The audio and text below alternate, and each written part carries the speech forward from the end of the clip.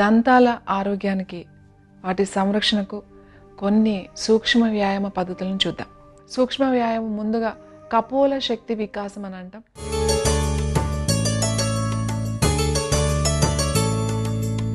ముందుగా మీరు నోటితో గాలి తీసుకోవాలి.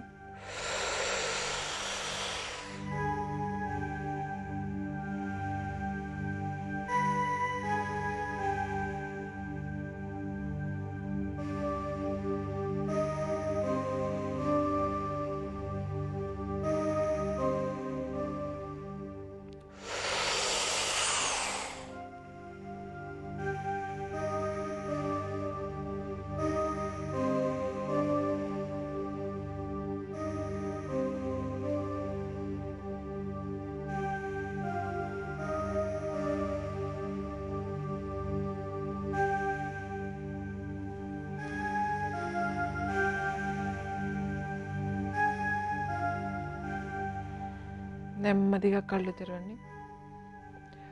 చూసారు కండి, బొటన వేలుతో 2 చెవులు ముయ్యాలి.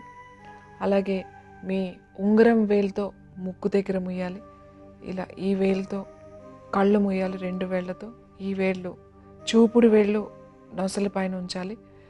మీరు శ్వాస నోటితో తీసుకుని బుగ్గల నిండా పూరించి తల కిందకి పెట్టి మీరు ఎంతసేపు ఉండగలుగుతారో అంతసేపు ఉండి తల పైకి తీసుకొచ్చి ముక్కుతో గాలి బయటకు వదిలేయాలి.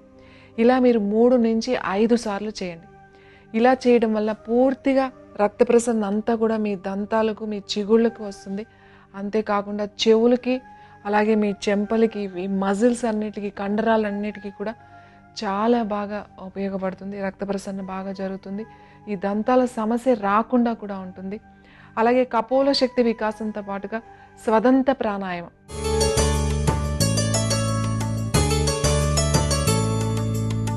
స్వదంత ప్రాణాయామం అంటే ఇది పళ్ళతో గాలి లోపలికి తీసుకుంటాం.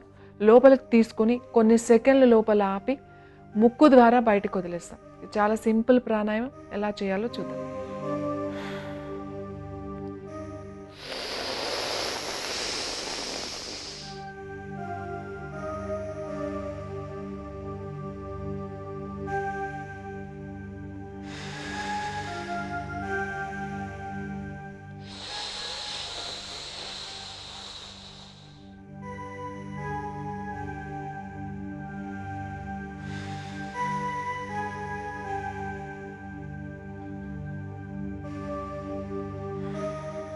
చూసారు కదండి, స్వదంత ప్రాణాయామం అంటే 2 పళ్ళ మధ్య నుంచి గాలి తీసుకుంటాం.